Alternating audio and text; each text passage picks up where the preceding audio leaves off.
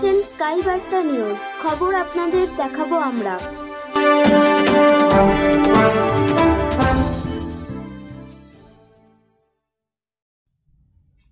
স্বামী বিবেকানন্দের ১৬২তম জন্মদিবসে কলকাতার কলেজ স্ট্রিট সংলগ্ন মহাবোধি সোসাইটি হলে প্রজ্ঞাভারতী মহাবিদ্যালয়ের ২৩তম সমাবর্তন অনুষ্ঠানের আয়োজন করা হলো।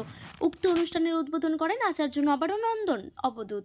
এর পাশাপাশি উপস্থিত ছিলেন সভাপতি মানস নন্দী, সম্পাদক সব্যসাচী মুখোপাধ্যায়, আইনজীবী অচিন্ত বন্দ্যোপাধ্যায়, কলকাতা হাইকোর্ট এবং হাওড়া শিবপুর বিআই কলেজের প্রাক্তন অধ্যাপক তাপস গাঙ্গুলি, আইনজীবী সূর্যনাথ চক্রবর্তী সহ আরও অন্যান্য বিশিষ্ট ব্যক্তিবর্গ।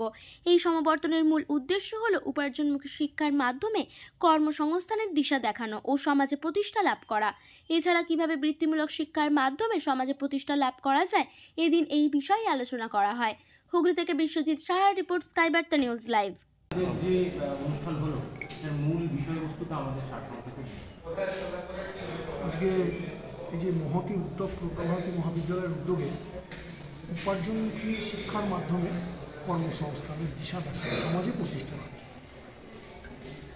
আমরা মহাবিদ্যালয় পরিচালনা কমিটি থেকে সিদ্ধান্ত করেছিলাম এবং তারপর আমরা পশ্চিমবঙ্গের আরও অনুপ্রাণিত হয়েছি পশ্চিমবঙ্গের মাননীয় মুখ্যমন্ত্রী শ্রীমতী মমতা বন্দ্যোপাধ্যায় মহাশয়ার যে বিভিন্ন অনুপ্রেরণামূলক এবং পশ্চিমবঙ্গ সরকারের বিভিন্ন যে চিন্তাভাবনা এবং যে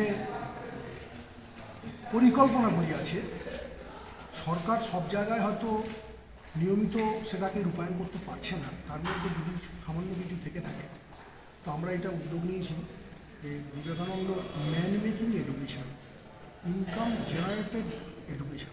আমরা সংস্কৃতও পড়াই, বৃত্তিমূলক শিক্ষা পড়াচ্ছি, বিভিন্ন পাঠ্যক্রমও চলে, কিন্তু এটা একটা সম্পূর্ণ আলাদাভাবে যারা কেরিয়ার কাউন্সেলিং একরকম, মানে যারা স্কুল বিদ্যালয় ছুট অথবা বিদ্যালয় শেষ সমাপ্ত, কলেজ ছুট বা কলেজ সমাপ্ত, স্নাতকোত্তর, এরা যে সবাই তো সরকারি চাকরি করবে না, পেশা, স্বাধীন পেশা বা ব্যবসা উদ্যোগ।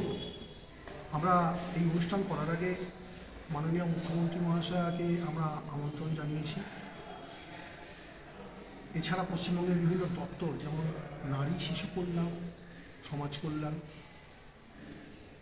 পশুপালন, সমবায়, কুটির ক্ষুদ্র শিল্প, প্রায় অনেকগুলি দপ্তরের সহযোগিতা নিয়ে আমরা বর্ষব্যাপী পশ্চিমবঙ্গের বিভিন্ন জেলায় একটা অ্যাওয়ারনেস ক্যাম্প, সচেতনতা আমরা করব যে সরকারের সঙ্গে যুক্ত হয়ে সরকারের যে জেলা প্রশাসন তার যে সরকারের বিভিন্ন জেলা প্রশাসন আছে, আমাদের পশ্চিমবঙ্গ সরকারের যে বিভিন্ন কর্মকাণ্ড আছে সেগুলোকে তারা খোঁজখবর নেবে এবং আমরা আমাদের যে কেন্দ্র আমরা খুলেছি এই বিষয়ে সহযোগিতা করে দেবো। শুধুমাত্র আমরা তাদেরকে সহযোগিতা করে দেবো কীভাবে তারা সমবায় করতে পারে, স্বনির্ভর গোষ্ঠী করতে পারে, তারা বিভিন্ন সরকারি বেসরকারি জায়গায় চাকরি পেতে পারে অথবা ব্যবসা করতে পারে ইত্যাদি, এরকম বহু বিষয়ের উপরে আমরা চিন্তাভাবনা করে আজকের এই কর্মশালা শিবিরের চিন্তাভাবনা আমরা করেছি এবং ফলপ্রসূ করছি মহাবোধি সোসাইটি।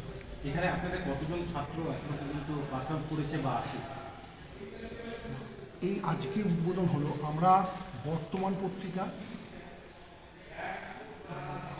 স্টেটসম্যান এবং আজকাল পত্রিকায় বিজ্ঞাপন দিয়েছিলাম এই বিষয়টার উপর, অনেকেই সাড়া দিয়েছে, প্রশ্ন করেছে, আমরা আসতে বলেছিলাম, এসেছে।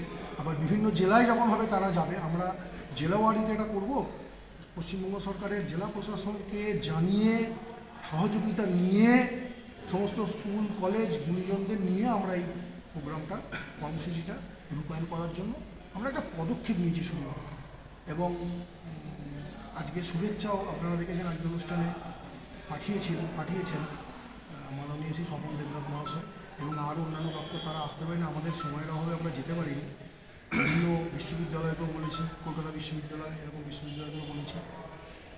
আমাদের যে জায়গায় বৈদ্যবাড়িতে মাননীয় বিধায়ক, তাকেও অবগত করা আছে, মাননীয় সাংসদকেও অবগত করা আছে। এই পদক্ষেপটা যেন সুষ্ঠুভাবে আমরা রূপায়ণ করতে পারি। আচ্ছা, বলছি সব্যসাচী বাবু, এই যেসব ছাত্ররা আসবে বিভিন্ন পথ যে আপনারা দেখাচ্ছেন, আলোর দিশারি দেখাচ্ছেন, তাদের কি কাউন্সেলিং করে সেই পথে অ্যাপ্রোপ্রিয়েট জায়গায় তাদেরকে পুশ করবে, না তারা যেটা বলবে সেই মতন করে তাদেরকে সেই জায়গায় প্রশিক্ষণ দেবে? না, ব্যাপার হচ্ছে যে আমরা তো জোর করে চাপিয়ে দেওয়ার ব্যাপার নয়। জোর করে চাপাবার নয়, আমি বলছি তাদেরকে কাউন্সিলিংয়ের জন্য বলছি। অনেকগুলো 10 জন এলো, 20টা এলো ছাত্রছাত্রী, সেই তাদেরকে মনে হয় কেউ ইলেকট্রিক্যাল, কেউ হয়তো কেউ শিপিংয়ে, কেউ ব্যবসার, মানে জাস্ট গ্লোসারি, এই যে দিশাগুলো তাদের কি কাউন্সিলিং করবেন, না তাদের মতামত করে আপনারা তাদের পথে চলবেন? প্রথমে তাদেরকে অগ্রাধিকার দেবো, তারা কি চাইছে, তাদের কোনটা ভালো লাগে, কোন বিষয়টা, চাকরি না পেশা না ব্যবসা। তারপরে আমরা তাদের সঙ্গে আলোচনা করে তাদেরকে পথ দেখাবো। বিভিন্ন একটা উদাহরণ দিয়ে বলি, আপনি যেরকম বললেন কেউ একটা নতুন ব্যবসা খুলবে, তাকে সে তার পুঁজির সংস্থান, তার বিপণন ইত্যাদিগুলো, এগুলো সম্বন্ধে তাকে সম্যক ধারণা একটা যাতে দেওয়া যায়। এবং আমরা সবসময় বারবার বলছি, পশ্চিমবঙ্গ সরকারের যে বিভিন্ন দপ্তর আছে, তাদের যে বিভিন্ন পরিকল্পনা আছে, সেই পরিকল্পনার মধ্যে দিয়ে আমরা তাদেরকে বলবো যে আপনারা পরিকল্পনা আপনারা একটা ঠিক করুন যে আপনারা কী করবেন।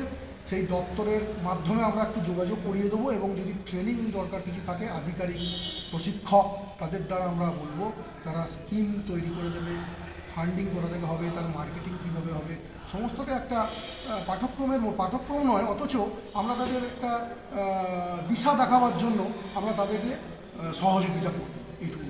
কী কী বিষয় পড়ানো হচ্ছে একটু যদি বলতে পারেন? আমাদের তো বৃত্তিমূলক শিক্ষা, ব্যাপার হচ্ছে যে বর্তমানে আমাদের যে প্রজ্ঞাভারতী মহাবিদ্যালয় সংস্কৃত শিক্ষার প্রচার প্রসারের জন্য তৈরি হয়েছিল, তার সঙ্গে অন্যান্য শিক্ষা। তো পশ্চিমবঙ্গে একটা পরীক্ষা, বর্তমানে পরীক্ষা বন্ধ আছে, যে সংস্কৃত শিক্ষা বোর্ড, যে বঙ্গীয় সংস্কৃত শিক্ষা পরিষদ, তাদের যে পরীক্ষা কন্ডাক্ট তারা করতো আদ্যমন্ত ইত্যাদি। এবং সম্প্রতি একটি বেশ কয়েক বছর আগে বিশ্ববিদ্যালয়, সংস্কৃত বিশ্ববিদ্যালয়, সেখানে নন ফর্মাল থেকে শুরু করে ফর্মাল যত সংস্কৃত যে বিভাগ আছে সেই পড়াশোনাগুলো, এবং সংস্কৃত যে আঁতুড়ঘর ব্যাকরণ, আপনারা যে সাক্ষাৎকার নিচ্ছেন, কোনো কথা বলবে মানুষ, ব্যাকরণ ছাড়া তো কিছু হতে পারে না। অতএব ব্যাকরণের ওপর জোর দিয়ে, ব্যাকরণের মধ্যে সব লুকিয়ে আছে, তাকে ব্যাকরণটা পড়ানো হয়, এবং অন্যান্য বিভিন্ন বৃত্তিমূলক শিক্ষাও শিক্ষিত করা হয়। তার সঙ্গে অন্যান্য বিভিন্ন একটা প্রতিষ্ঠানে যা যা পঠন পাঠন হয় সমস্ত সিলেবাস মেনেই আমরা করি। কিন্তু মূল বিষয়টা আমাদের আজকে যেটা নতুনভাবে চালু করতে চলেছি, যে উপার্জনমুখী শিক্ষা, এরকম একটা ব্যাপার, যে কোন শিক্ষায় শিক্ষিত হলে সে একটা উপার্জন করতে পারে। রামকৃষ্ণ মিশনের মহারাজজি স্বামী সোমেশ্বরানন্দ